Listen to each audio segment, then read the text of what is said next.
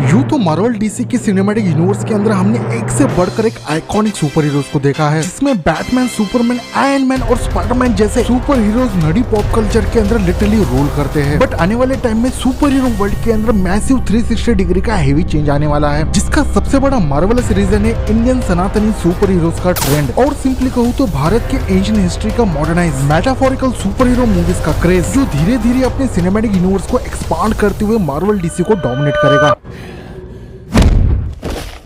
अब डेफिनेटली किसी भी सुपर हीरो नर्ड को ऐसा लग रहा होगा कि इंडियन सिनेमा के अंदर अभी तक one freaking single super hero सनातनी मूवी नहीं बनी है। तो नंबर 5 पे 2024 की biggest super hero pan India blockbuster movie Prashant Varma के हनुमान मूवी को पूरे इंडिया ने क्रिटिकली कमर्शियली हेवीली अप्रिशिएट करते हुए पूरे इंडिया ने सेलिब्रेट किया है, जहां मूवी का अनएक्सपेक्टेड हाई वोल्टेज क्लाइमैक्स, जिसमें साक्षात चिरंजीवी बजरंगबली को जितने ह्यूज लेवल पर दिखाया गया है, उस 5 मिनट के हनुमान के क्लाइमैक्स ने लिटरली पॉप कल्चर के बड़े बड़े सुपर हीरोज को अभी से ही अपने हनुमंतु के कैरेक्टर से डोमिनेट करना स्टार्ट कर दिया है। अब तुम बोलोगे कि इस मूवी के अंदर सनातनी ऐसा क्या था जो हनुमान मूवी को बाकी सुपर हीरो मूवी से डिफरेंट बनाता है। तो नंबर 1 मूवी के अंदर चिरंजीवी के कॉन्सेप्ट को इंट्रोड्यूस कराया गया, जिसे इससे पहले इंडिया के किसी भी मूवी के अंदर अभी तक दिखाया ही नहीं गया था। उसके बाद इंडियन गॉड्स के मेटाफोर्स को यूज करते हुए सनातनी वर्ल्ड आइडियोलॉजी और कैरेक्टर्स को भी इंट्रोड्यूस कराया गया, जैसे कि द कॉन्सेप्ट ऑफ असुर आर्मीज और द पावरफुल वेपन वज्र, जो पीवीसीयू की नेक्स्ट सुपर हीरो मूवी अधीरा से डायरेक्टली कनेक्टेड है, जो कि हनुमान मूवी को एक परफेक्ट सनातनी सुपर हीरो मूवी बनाता है।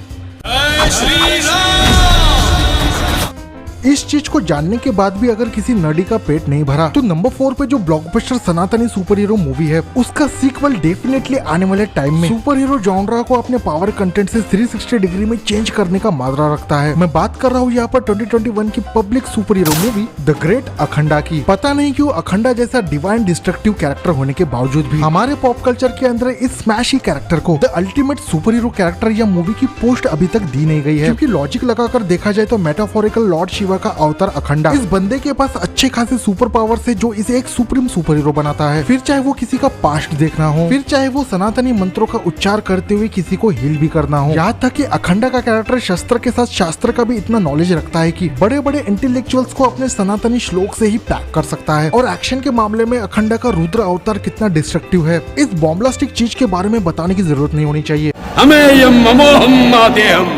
अहम शिवम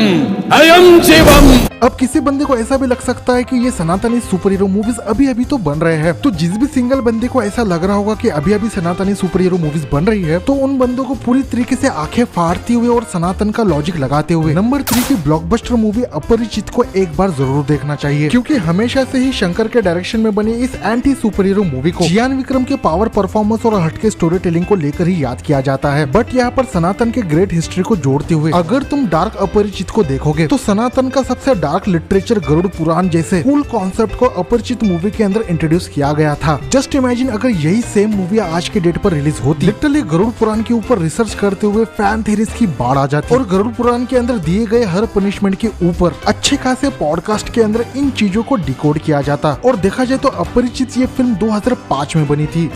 गलती करने वाला गरुड़ पुराण के हिसाब से सजा पाएगा। वैसे देखा जाए तो मार्वल डीसी के ह्यूज सिनेमैटिक यूनिवर्स को डोमिनेट करने के लिए एड्रेनलिन पंपिंग स्टोरी टेलिंग के साथ मैग्नोपस फोटो रियलिस्टिक विजुअल्स हद से ज्यादा मैटर करते हैं। और देखा जाए तो सनातनी सुपर हीरो के जॉनरा को विजुअली ग्रैंड वे में नेक्स्ट लेवल पर लेके जाने का काम कर रही है यहाँ पर कल की सिनेमैटिक यूनिवर्स, जहाँ पर बहुत ही ब्यूटीफुली द्वापर युग के सनातन की हिस्ट्री को फ्यूचर के डिस्टोपियन वर्ल्ड के साथ जोड़कर एक न्यू फिक्शनल हिस्ट्री को सिनेमैटिक वे में बनाया जा रहा है। यानी कल्कि के पार्ट 1 के अंदर तुम्हें सुपर सनातनी कैरेक्टर्स देखने को मिलते हैं, फिर चाहे वो रीइंकारनेशन वाला भैरवा यानी कर्ण का कैरेक्टर हो, या फिर सनातन के हिसाब से काशी की इंपॉर्टेंस हो। इवन दो महाभारत के वेपन्स, उनके वॉरियर्स, मेटाफोरिकली कृष्ण, कल्कि, लॉर्ड शिवा की प्रेजेंस, सब कुछ इस सुपर हीरो कम साइफाई कल्कि सिनेमैटिक यूनिवर्स के अंदर सनातनी वे में हमें देखने को मिलता है। और ऐसे ही चलता रहा तो वो भी दिन दूर नहीं, कल्कि के असेंबल्ड चिरंजीवीज मिलकर पूरे की पूरे मार्वल डीसी को ही खा जाए।